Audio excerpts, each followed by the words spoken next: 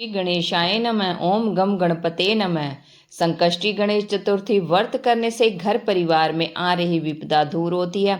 कई दिनों से रुके मांगलिक कार्य संपन्न होते हैं तथा भगवान श्री गणेश असीम सुखों की प्राप्ति कराते हैं। माह के किसी भी चतुर्थी के दिन भगवान श्री गणेश की पूजा के दौरान संकष्टी गणेश चतुर्थी व्रत की कथा पढ़ना अथवा सुनना जरूरी होता है। इससे संबंधित 4 कथाएं प्रचलित हैं। आइए सुनते हैं भगवान गणेश जी की 4 कथाएं। पहली कथा पौराणिक एवं प्रचलित श्री गणेश कथा के अनुसार एक बार देवता कई विपदाओं से घिरे थे। तब वह मदद मांगने भगवान शिव के पास आए। उस समय शिव के साथ कार्तिकेय तथा गणेश भगवान भी बैठे थे। देवताओं की बात सुनकर भगवान शिव जी ने कार्तिकेय व गणेश जी से पूछा कि तुम में से कौन देवताओं के कष्टों का निवारण कर सकता है। तब कार्तिकेय व गणेश जी दोनों ने ही समय को इस कार्य के लिए सक्षम बताया। इस पर भगवान शिव ने दोनों की परीक्षा लेते हुए कहा कि तुम दोनों में से जो सबसे पहले पृथ्वी की परिक्रमा करके आएगा वही देवताओं की मदद करने जाएगा। भगवान शिव के मुख से यह वचन सुनते ही कार्तिकेय अपने वाहन मोर पर बैठकर पृथ्वी की परिक्रमा के लिए निकल गए। परंतु गणेश जी सोच में पड़ गए कि वह चूहे के ऊपर चढ़कर सारी पृथ्वी की परिक्रमा करेंगे तो इस कार्य में उन्हें बहुत समय लग जाएगा। तभी उन्हें एक उपाय सूझा। गणेश जी अपने स्थान से उठे और अपने माता पिता की 7 बार परिक्रमा करके वापस बैठ गए। परिक्रमा करके लौटने पर कार्तिकेय समय को विजेता बताने लगे। तब शिव जी ने श्री गणेश जी से पृथ्वी की परिक्रमा न करने का कारण पूछा। तब गणेश भगवान ने कहा, माता पिता के चरणों में ही समस्त लोक है। यह सुनकर भगवान शिव ने गणेश जी को देवताओं के संकट दूर करने की आज्ञा दी। इस प्रकार भगवान शिव ने गणेश जी को आशीर्वाद दिया कि चतुर्थी के दिन जो तुम्हारा पूजन करेगा और रात्रि में चंद्रमा को अर्घ देगा उसके तीनों ताप यानी दैहिक ताप, दैविक ताप तथा भौतिक ताप दूर होंगे। इस व्रत को करने से व्रतधारी के सभी तरह के दुख दूर होंगे और उसे जीवन में भौतिक सुखों की प्राप्ति होगी। चारों तरफ से मनुष्य की सुख समृद्धि बढ़ेगी। पुत्र पौत्र आदि धन ऐश्वर्य की कमी नहीं रहेगी। गणेश चतुर्थी व्रत की दूसरी कथा। एक समय की बात है, राजा हरिश्चंद्र के राज्य में एक कुम्हार था। वह मिट्टी के बर्तन बनाता लेकिन वे कच्चे रह जाते थे। एक पुजारी की सलाह पर उसने इस समस्या को दूर करने के लिए एक छोटे बालक को मिट्टी के बर्तन में के साथ आवा में डाल दिया। उस दिन संकष्टी चतुर्थी का दिन था। उस बच्चे की मां अपने बेटे के लिए परेशान थी। उसने गणेश जी से बेटे की कुशलता की प्रार्थना की। दूसरे दिन जब कुम्हार ने सुबह उठकर देखा तो आवा में उसके बर्तन तो पक गए थे लेकिन बच्चे का बाल बांका भी नहीं हुआ था। वह डर गया और राजा के दरबार में जाकर सारी घटना बताई। इसके बाद राजा ने उस बच्चे और उसकी मां को बुलाया तो मां ने सभी तरह के विघ्न को दूर करने वाले संकष्टी चतुर्थी का वर्णन किया। इस घटना के बाद से सभी महिलाएं संतान और परिवार के सौभाग्य के लिए संकष्ट चौथ का व्रत करने लगी। आइए सुनते हैं इसी संदर्भ में तीसरी कथा। एक समय की बात है कि भगवान विष्णु का विवाह लक्ष्मी जी के साथ निश्चित हो गया। विवाह की तैयारी होने लगी। सभी देवताओं को निमंत्रण भेजे गए परंतु गणेश जी को निमंत्रण नहीं दिया। कारण जो भी रहा हो, अब भगवान विष्णु की बारात जाने का समय आ गया। सभी देवता अपनी पत्नियों के साथ विवाह समारोह में आए। उन सब ने देखा कि गणेश जी कहीं दिखाई नहीं दे रहे। तब वे आपस में चर्चा करने लगे कि क्या गणेश जी को नहीं न्योता दिया या समय गणेश जी नहीं आए हैं। सभी को इस बात पर आश्चर्य होने लगा। तभी सबने विचार किया कि विष्णु भगवान से ही इसका कारण पूछा जाए। विष्णु भगवान से पूछने पर उन्होंने कहा कि हमने गणेश जी के पिता भोलेनाथ महादेव को न्योता भेजा है। यदि गणेश जी अपने पिता के साथ आना चाहते हैं तो आ जाते। अलग से न्योता देने की कोई आवश्यकता भी नहीं थी। दूसरी बात यह है कि उनको 1.25 मन मूंग, 1.25 मन चावल, 1.25 मन घी और 1.25 मन लड्डू का भोजन दिन भर में चाहिए। यदि गणेश जी नहीं आएंगे तो कोई बात नहीं, दूसरे के घर जाकर इतना सारा खाना पीना अच्छा भी नहीं लगता।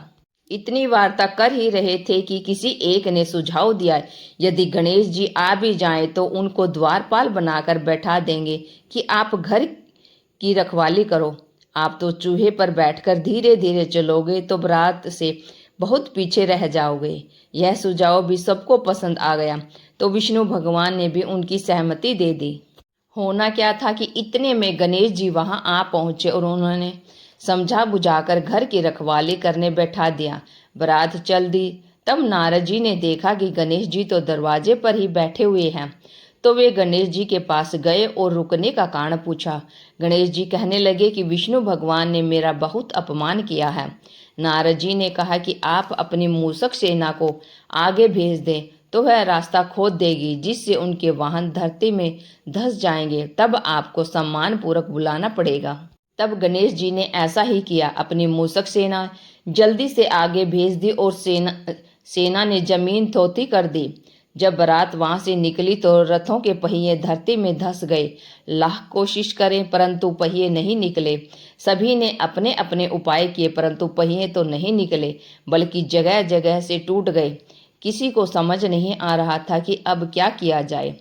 तब तो नारद जी ने कहा, आप लोगों ने गणेश जी का अपमान करके अच्छा नहीं किया। यदि उन्हें मनाकर लाया जाए तो आपका कार्य सिद्ध हो सकता है और यह संकट टल सकता है। शंकर भगवान ने अपने दूत नंदी को भेजा और वे गणेश जी को लेकर आए। गणेश जी का आदर सम्मान के साथ पूजन किया। तब कहीं रथ के पहिए निकले। अब रथ के पहिए निकल तो गए परंतु वे टूट फूट गए, तो उन्हें सुधारे कौन।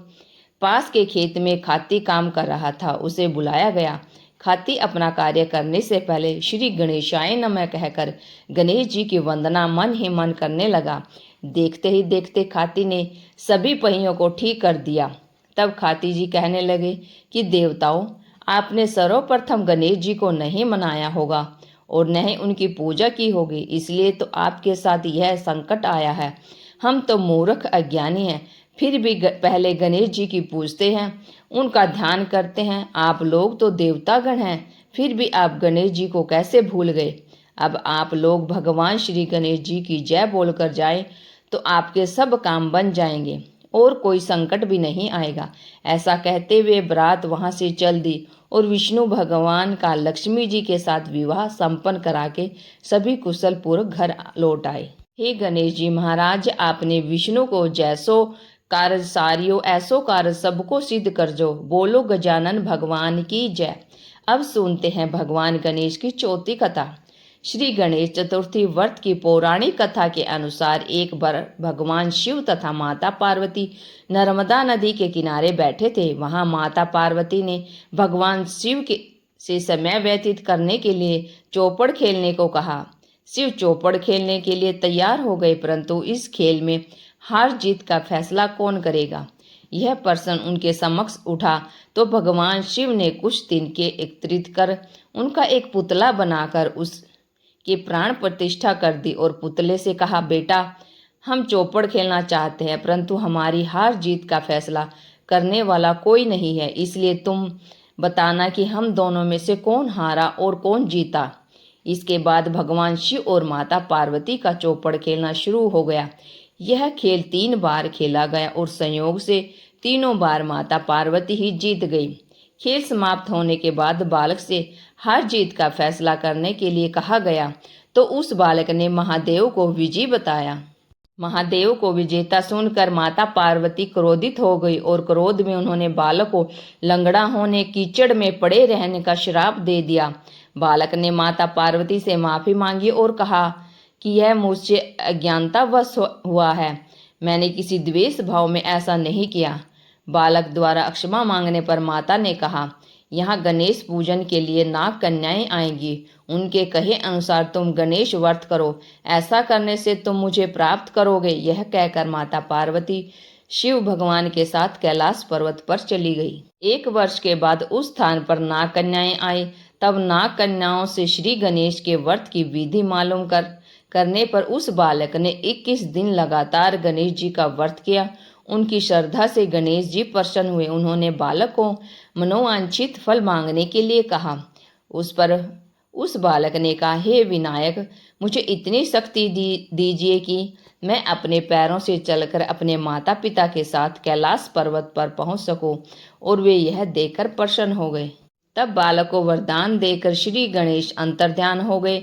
इसके बाद वह बालक कैलाश पर्वत पर पहुंच गया और कैलाश पर्वत पर पहुंचने की अपनी कथा उसने भगवान शिव को सुनाई। चौपड़ वाले दिन से माता पार्वती शिव भगवान से विमुख हो गई थी। अतः देवी को रुष्ट होने पर भगवान शिव ने भी बालक के बताए अनुसार 21 दिन तक श्री गणेश का व्रत किया। इस व्रत के प्रभाव से माता पार्वती के मन में भगवान शिव के लिए जो नाराजगी थी वह समाप्त हो गई। तब यह व्रत विधि भगवान शंकर ने माता पार्वती को बताई। यह सुनकर माता पार्वती के मन में अपने पुत्र कार्तिकेय से मिलने की इच्छा जागृत हुई। तब माता पार्वती ने भी 21 दिन तक श्री गणेश का व्रत किया तथा दूर्वा फूल और लड्डुओं से गणेश जी का पूजन अर्चन किया। व्रत के 21वें दिन कार्तिकेय स्वयं माता पार्वती से मिलने आए। उस दिन से गणेश चतुर्थी का यह व्रत समस्त मनोकामनाओं की पूर्ति करने वाला व्रत माना जाता है। इस व्रत को करने से मनुष्य के सारे कष्ट दूर होकर मनुष्य को समस्त सुख सुविधाएं प्राप्त होती हैं। भगवान गणेश जी ने जैसे सबके दुख संकट दूर किए, ऐसे ही कथा सुनने वाले और कहने वालों के भी दुख संकट दूर करें। सभी मिलकर बोले गणपति महाराज की जय। भगवान गणेश की आज की ये कथाएं आपको कैसी लगी? अगर अच्छी लगी है तो वीडियो को लाइक करें, शेयर करें और चैनल को सब्सक्राइब करके बेल आइकन जरूर दबा लें ताकि आने वाली हर वीडियो की अपडेट आप तक पहुंचती रहे। Thank you for watching my video. जय हिंद, जय भारत, जय श्री कृष्णा, राधे राधे, जय श्री कृष्णा। कमेंट बॉक्स में जय गणपति महाराज अवश्य लिखें।